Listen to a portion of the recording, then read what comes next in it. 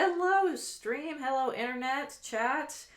This is Catherine Fitzsimmons, owner of Brain Lag, and we have Erynn Q, the author here.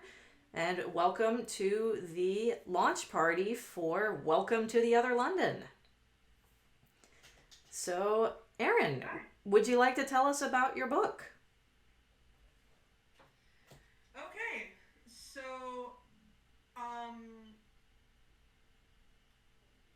Welcome to the Other London is the first in a series, and it takes place in an alternate universe where magic and we're being told to check mic. I think they can't hear me. Okay, how about now? Hello?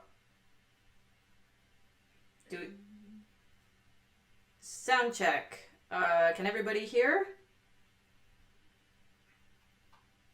Hello? Hello?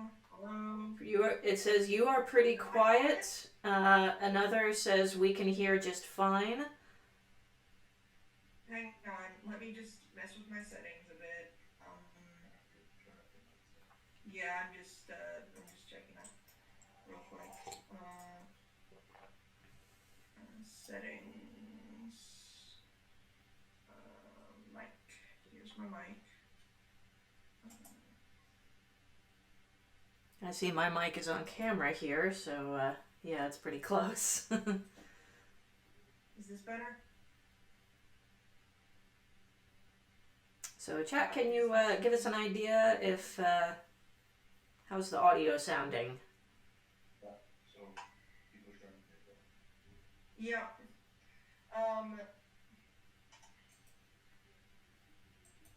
Hang on. Let me.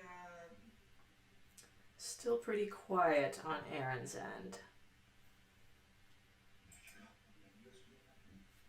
Yes, I do. I have one USB port. Okay, apparently we're getting another mic. All right. The beauty of online communications. Yep. Hey, you're heard all the way out in Edmonton. Yes. Yes, I am. I am heard all over the world. That's right.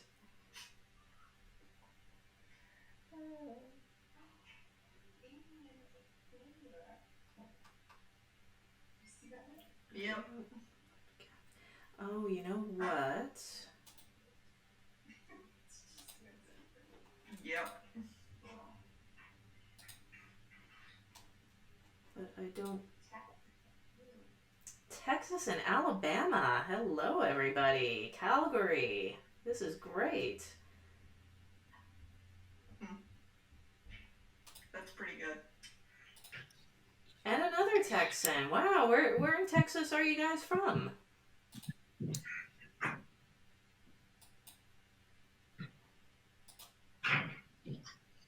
All right. How about now? Can you give us a mic check, please, Erynn? Sure. Can you hear me now? Okay, so how does that sound, chat? Oh. Okay. Okay. You know what? I think it was a mistake on my end. So sorry about that. All right. I just need to. A bit loud now. Okay, well, maybe I can turn that down just a smidge. Yep. Okay. All right, let's do another mic check, please. Hello? Can you hear me? Can you hear me? How's it sound now, chat? All right, we have a perfect. Great. Okay, great. All right, let's start over. Welcome to the Other London launch party. Other London Volume 1, Welcome to the Other London.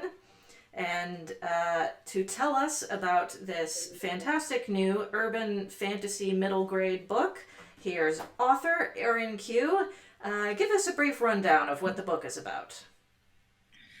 Okay, so Welcome to the Other London takes place in an alternate history where magic and interdimensional travel became a thing on Earth in the 70s when a big hole got ripped in the sky and connected Earth to other dimensions.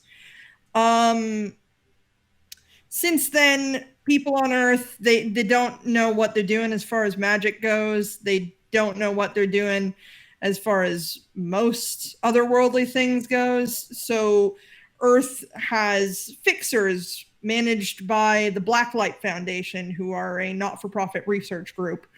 And the fixers are essentially magical tech support. And the story follows Ella Masterson, a 14-year-old girl from London, Ontario, who becomes an apprentice to her county's fixer, or Denji, a very old wizard who he's a little bit grumpy. Great, thank you. So, where did the idea for the book come from? Oh, well, honestly, it was a combination of having a lot of characters from old like text role plays done online, and a lot of world concepts from that kind of thing, and a lot of just characters from various things lying around, and wanting to put them all in one universe and wanting to do something with them. So I painstakingly made everything canon to itself and created this universe because I wanted to tell a story that had a significant amount of LGBTQ plus characters, a significant amount of mental health issues addressed, and a significant amount of shenanigans. The shenanigans are definitely a lot of fun. So, tell us a bit more about the representation that you wanted to incorporate into the book and the series in general. Well, this is the first book, so you don't see all of it forefront. I mean, there's at least a couple of occasions where it's implied that Ella likes girls, or maybe she's bi. She's kind of young. She hasn't figured it all out yet, but she definitely has two gay dads who love her very much. And amongst that, there's a lot of discussion had about how normal that is for different people. And amidst that, there's discussion about anxiety and dealing with mental health issues, etc. One of the main characters is Zach, who is definitely pretty agoraphobic and has some pretty bad anxiety issues, who's relating to go outside. And he sort of copes with that by using magic to hide inside computer spaces, and it's just sort of he's kind of a Digimon. He's kind of a Digimon. Nice. So, one thing I was curious about in that regard is I've noticed on the website that you built for the series, you have a list. It was otherlondonbooks.com? Yep.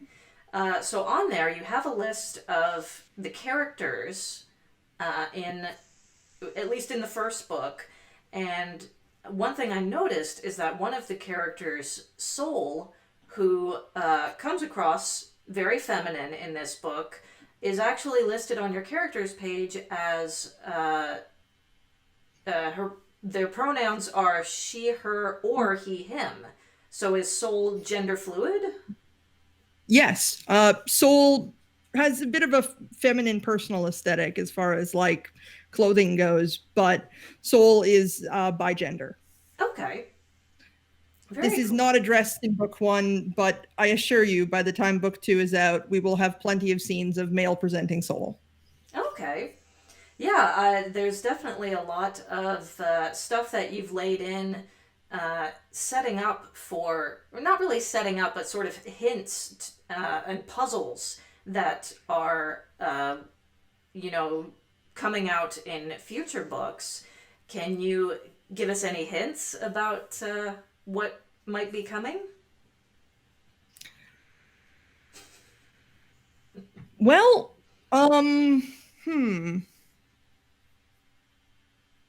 the series is going to go through a lot of different antagonists. In this book, we spend a lot of time with a character named Ari as the antagonist, but he's not going to stay in that position forever, and neither is anyone else. There's a lot of characters that are going to come and go, and a lot of them are going to have plenty of different representation. And if you're looking for characters that have already shown up that we haven't talked about their representation yet, Krim is trans. Oh, okay. Very neat. Krim is transmasculine. I'm enjoying some of the comments we're getting in chat. I like one person would say Ella's dads would totally drown her in dad jokes. And then quote, "Hey dad, can you make me a sandwich?" And then two separate people replied, "Poof, you're a sandwich." Yeah, that's definitely something Finn, who is the probably more present dad in her life, would do. Sai is a little bit more serious. I don't want to say that he isn't joking, but he's got a bit of a dry sense of humor, I think. Okay. And from the Man Who 66, does the publisher know when Amazon will have Other London in stock? It should be in stock now. If it's not, then there's a problem. I'm going to have to speak with my distributor about that. I do sell books directly as well. So if you're interested, brain-lag.com, right there. Yeah, I don't know why it would not be listed. I will definitely look into that. It is... Oh, okay. We have some other people saying, I've got my order on hold from Amazon. It is there. I ordered a couple of days ago. Interesting. All right. Well, if any of you have any problems, feel free to go to the website, the Brain Lag website, and email me and let me know if there's any problems with getting your books. I will look into it. So, how long have you been writing this book? This specific book took me, okay, in its current incarnation, I want to say it took me about 2 years, but I had, for a year before that, been working on a previous draft where the plot was a bit different and some of the characters were a bit different, and I decided I didn't like where that was going, so I reworked a whole bunch of it, and that's how we got the current version. Okay. So I remember when you initially pitched the book to me for possible publication, you mentioned that one of the things you really wanted to do with this series, with these books, is make the chapters kind of self-contained to make it easier for people with ADHD to focus on. Do you want to... Yes. Oh. Yeah, please. Tell us a little bit more. I don't read a ton of prose because I have ADHD and find it kind of difficult to focus on big walls of text. And it's sort of difficult, to bring all that together and find books that work well. But one book series that I found was really easy to read and really fun to read was Stuart McLean's Vinyl Cafe, because it was all self-contained short stories within its own universe. And I thought, well, you could do that, but like serialize it. You could do that where it's a lot of self-contained short stories. And in the actual books, the last like 3 chapters are supposed to function similarly to how a lot of cartoons sometimes have big like hour-long specials of 2 episodes that are 2-parters. Mm-hmm. So it's sort of, it's shaped a little bit like, I think of episodes when I think of a chapter when I'm writing it. I think of, what can I do with this chapter? Is it a short story? Is it an episode? And also yeah, that's sort of how that came about, was thinking about episode structure and trying to make something easier for me to read so that other people I knew with similar issues would be able to do the same. That's great.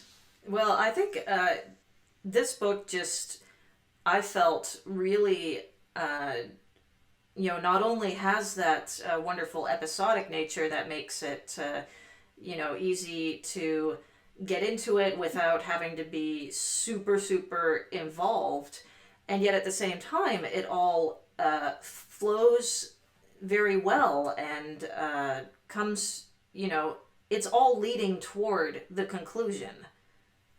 And honestly, when I first read it, I was kind of surprised that it is so like a very straightforward story. Even though the chapters are kind of episodes in themselves, it flowed together into a singular story very well. So, yeah, what are your influences? So I've stated on my profile on the Brainlag website that my major influences are the Sonic the Hedgehog comic books, Magical Girl anime, and Super Paper Mario for the Nintendo Wii. Not any of the other Paper Marios, just that one. Just that one. And it kind of shows that when I'm talking to other people with like knowledge of those sorts of things and I want to pitch the book to them, I say to them, it's like Cardcaptor Sakura if it had the tone of Earthbound. Okay. Is often how I try to pitch Other London to people who know it.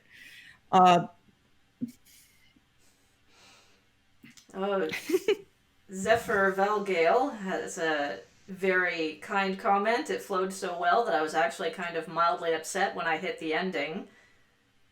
I certainly know that feeling. I can also mention that my daughter, I gave her the first test copy of the book. I let her keep it, and she absolutely loves it. She has read it like 4 times in the past couple weeks, and her favorite character is Nebula. Nebula is wonderful. Nebula is a real cat. Nebula is not here right now because I'm not at my house, but I assure you, Nebula is a real cat who is not that talkative. Actually, I lie. She's very vocal. She meows quite a bit. And is actually that much of a little crap. I have baby locks on my cupboards in my kitchen because she figured out how to open them and started getting in and like tearing apart things in my kitchen cupboards. Whom and I want the Velveeta. She's also just obsessed with cheese. The obsession with cheese carries over. The really funny thing is that Nebula, the real cat, I got because she looked like the cat from I was writing in the book. So it was meant to be. So yeah. SQ Edmonton says, tell us about Tony Abbott. Okay, so when I was a kid, I read the Secrets of Dream series, which are paced kind of similarly to Other London, but in their case, the book is shorter than Other London and is the episode. The book is the episode. But they also have a kind of an episodic structure to them. And Tony Abbott wrote to me. Well, I wrote to him. I wrote to him a lot when I was a kid. And I learned a lot about writing from him. I learned a lot about name meanings, about story structure, just from talking to him about how he wrote. And he was nice enough to just keep replying to me as a kid. So when this book, and he's sold like 12 million books. Like he's sold like a lot of books. So when this book came to be and Catherine here asked me, hey, you got anyone who's going to do a review copy? Like, do you got anyone who wants to do a review? I'm just like, yeah, I know somebody. I think I know somebody. So I contacted him and he was like all over it and he loved the book. Like he thought it was great. And I was just stunned that this like famous author was so interested in what I wrote, because I didn't have any lack of confidence in what I wrote. I thought it was pretty good. I was just like, oh, that's how good it is, huh? That's how, okay. Yeah, he had very nice things to say about it. It was an absolutely lovely review that he gave of the book. Yes, he did, Nani Mate. Tony Abbott reviewed the book, and let me see if I can quickly pull up what he said.